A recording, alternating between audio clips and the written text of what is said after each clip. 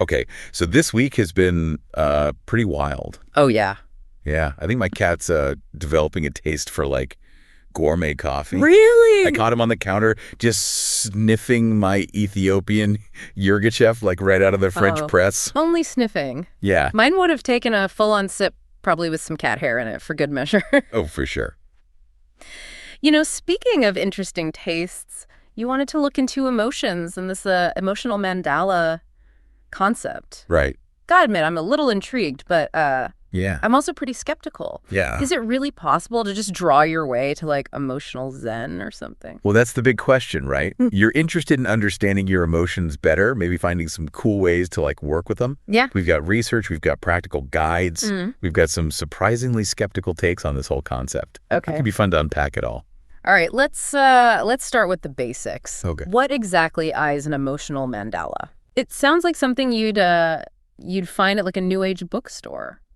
Well, you're not totally off base. Okay. It does have a bit of that mystical vibe. Right. A mandala is basically a circular geometric pattern, Okay. often with a lot of intricate details and repeating shapes.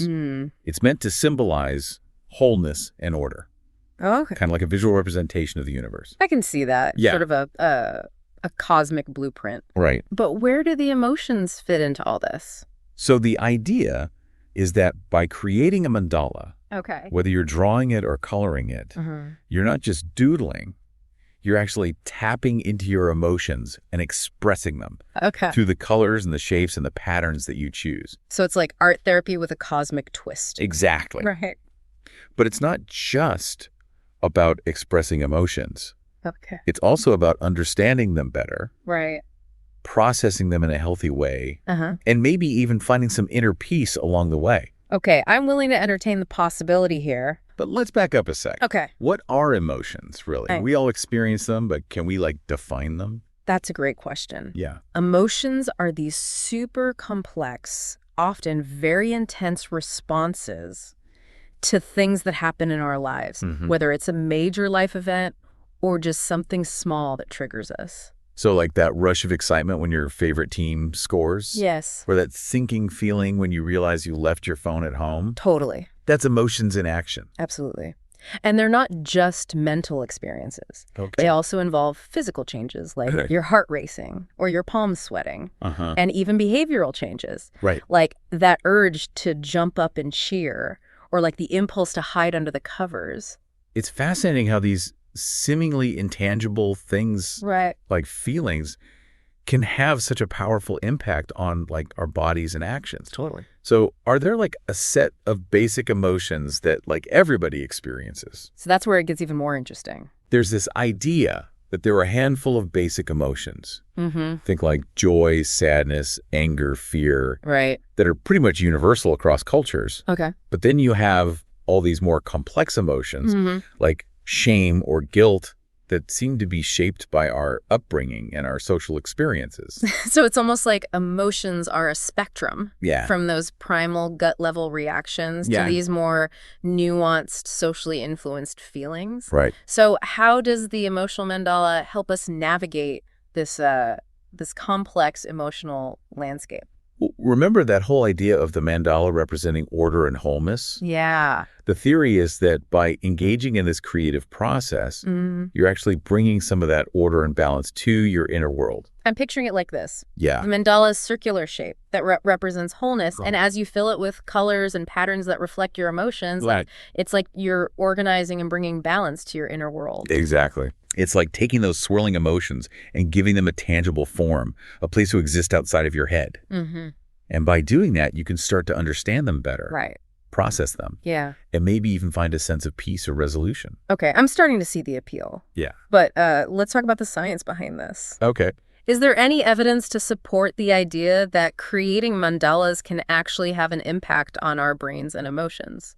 Well, there is some fascinating research Okay. that suggests that engaging in creative activities like drawing or coloring can actually reduce stress and anxiety. That makes sense. Yeah.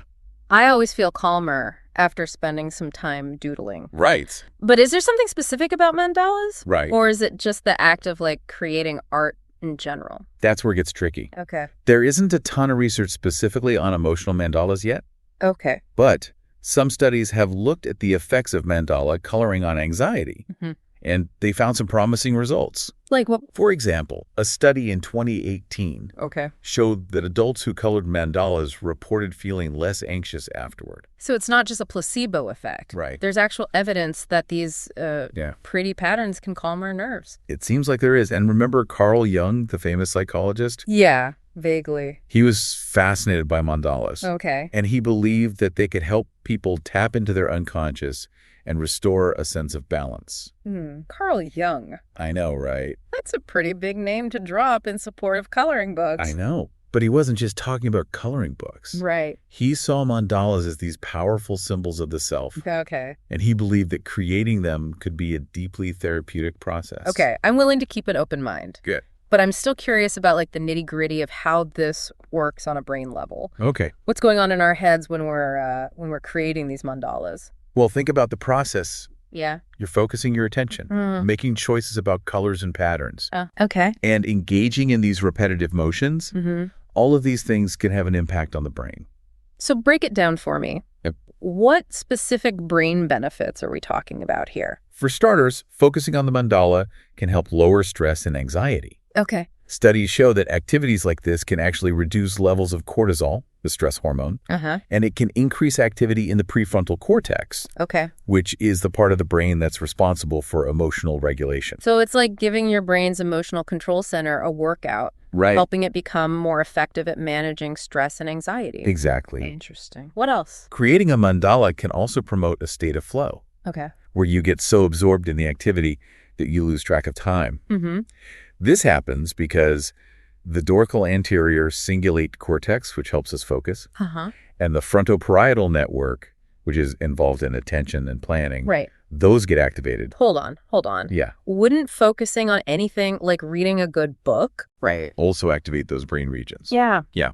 What's unique about mandala creation? That's a great question. Yeah. And to be honest, the research is still emerging. Okay. But some researchers believe that the combination of focus, creative expression, and symbolic meaning in mandalas might have a particularly powerful effect on the brain. Okay, I'm intrigued. Yeah. So what else happens in the brain during mandala creation? Well, the process can also boost positive emotions. Okay. Remember the limbic system, which is involved in our emotional responses. Yeah. Using colors and engaging in creative expression can stimulate this system, particularly areas like the amygdala and nucleus accumbens, which are involved in pleasure and reward. Right. And that can lead to the release of dopamine, which is associated with feelings of happiness. So it's not just about calming the negative emotions. It's also about activating those feel-good brain chemicals. Totally. I like where this is going. Can we actually see these brain changes happening? Right. Or is it all just theoretical? That's where things get really exciting. Okay. Researchers are using brain imaging techniques, like fMRI, to investigate the impact of mandala creation on brain activity. They're comparing brain scans before and after creating a mandala to see how activity in emotion-related areas changes. Now, this is where it gets really interesting. Right. We could compare mandala drawing to other art activities. Yeah. To see if there's something unique about mandalas when it comes to emotional regulation. Right. And we could even look at how different colors affect our brains and emotions. Totally. Maybe certain colors have specific effects on different brain regions. Precisely. There's so much potential for research in this area. But let's shift gears a bit. And think about the cultural side of things. Right. Do you think there are differences in how different cultures view emotions and how they might use something like the emotional mandala? Oh, that's a fascinating question. Yeah. Cultures definitely have different ways of expressing and dealing with emotions. Right. Like, what stands out to you in terms of those differences? Well, think about how some cultures are just like way more emotionally expressive. Right. Like in some Mediterranean countries, Okay. where people might be more comfortable showing their feelings really outwardly. Yeah. Then you have cultures where emotions are like way more internalized, like in some Asian cultures, Okay. where expressing strong emotions might be seen as disruptive or inappropriate. It makes you wonder if those cultural norms would influence how people use the emotional mandala. Yeah. Would someone from a more reserved culture use more like muted colors or abstract patterns to represent their emotions, while someone from a more expressive culture might go for like bolder choices. That's a really interesting thought. Yeah. It'd be fascinating to see if research could find any patterns like that. Totally. But even within a single culture, I imagine there are so many individual variations in how people experience and express emotion. Absolutely. Yeah. And that's one of the strengths of the emotional mandala. It's flexibility. It can be adapted to fit different cultural perspectives and individual preferences. Speaking of different perspectives. Yeah. One thing that keeps popping up for me is this question of color symbolism. Okay. We've talked about how certain colors are often associated with certain emotions. Right. Like red with anger or blue with sadness. Yeah. But is that universal? Or is it more culturally specific? That's a great point. Yeah. We can't assume that those color associations are the same everywhere. Right. For example, in Western cultures, white is often associated with purity and weddings. But in some Eastern cultures, white is the color of mourning. Exactly. Yeah. And even within a culture, those associations can be really personal. Right. I mean, I might associate green with calmness and nature, but someone else might associate it with envy or even sickness. It highlights the importance of personal interpretation in the emotional mandala. Yeah. It's not about following a rigid set of rules. Right. It's about letting the colors speak to you on an individual level. So if someone wants to try creating an emotional mandala, where do they even begin? Right. Do they need to study color theory or become an expert in symbolism? Not at all. Okay. It's really about tapping into your own intuition and letting your emotions guide you. Right. But having a few basic guidelines can be helpful. Okay. Especially if you're feeling a bit lost. Okay. I'm all ears. Give me the emotional mandala for beginners crash course. First things first, gather your materials. Need some paper, coloring tools. Anything from crayons to watercolors will do. Okay. And maybe a circular frame to help you create that mandala shape. All right. You can even find pre-designed mandala templates online or in coloring books. So no pressure to be a master artist. Yeah, okay, cool. I can work with that. It's about the process, not about creating a masterpiece. Right. Once you have your materials, take a few moments to just check in with yourself. Okay. What are you feeling right now? What emotions are present for you?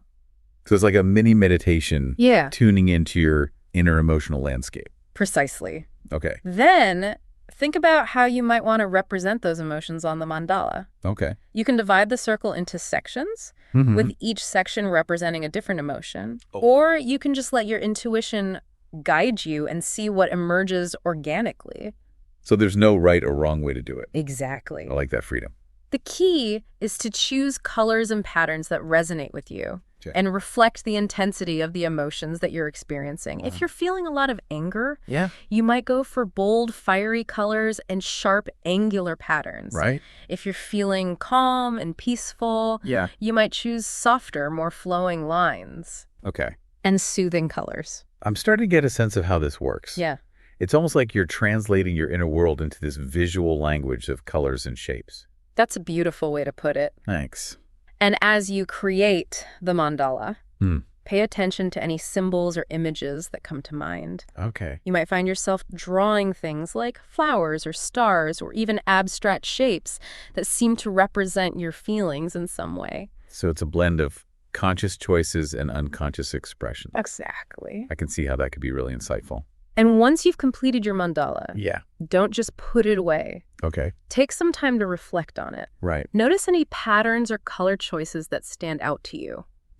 What does the mandala tell you about your emotional state? Okay. What insights emerge? It's almost like having a visual conversation with yourself. Yeah. Using colors and shapes as the language. I like that. But what if you're not really into art? Right. Or don't feel very creative? Can you still benefit from the emotional mandala? Absolutely. Okay. You don't need to be an artist to engage in this process. Right. Remember those pre-designed mandalas we talked about? Coloring those can be just as effective as creating your own. Okay. It's still a mindful activity that allows you to connect with your emotions and express them through color. And there are probably tons of cool mandala coloring books out there. Oh, yeah. Yeah. You can find mandalas for every mood and theme imaginable. Cool. It's like a whole world of creative self-exploration waiting to be discovered. Awesome. Speaking of discoveries, let's take a break and remind our listeners about our YouTube channel, Micky to Life. Yes. If you're looking for some fun travel adventures, whiskey tastings, and unboxing shenanigans, it's the best. Be sure to check it out. We'll be back in a jiffy to continue our deep dive into the emotional mandala. Welcome back to The Deep Dive. We've been exploring this whole idea of the emotional mandala, and I'm already feeling inspired to get out my colored pencils. But one question that keeps coming up for me is, how do we know if it's really working? Is there a way to measure the effectiveness of the emotional mandala? That's a really important question. Yeah. And honestly, it's a bit tricky to answer definitively. Okay. A lot of the research on mandalas and emotional well-being is still in its early stages. So we can't just slap on a heart rate monitor and call it a day? Not quite. Okay. But there are ways to approach this. Well, researchers could track changes in people's self-reported emotional states before and after creating mandalas. Okay. They could also use standardized questionnaires to measure things like anxiety, stress, or mood. So if someone consistently reports feeling calmer or more centered, after working with mandalas, that could be a good indicator that it's having a positive impact. Exactly. Okay. And researchers could also combine those self-report measures with physiological data, like heart rate variability or cortisol levels, to get a more comprehensive picture. I like that multifaceted approach. Yeah. It'd be fascinating to see those different pieces of data come together and tell a story about the impact of the emotional mandala. Right. But beyond the research, I think there's also a lot to be said for personal experience.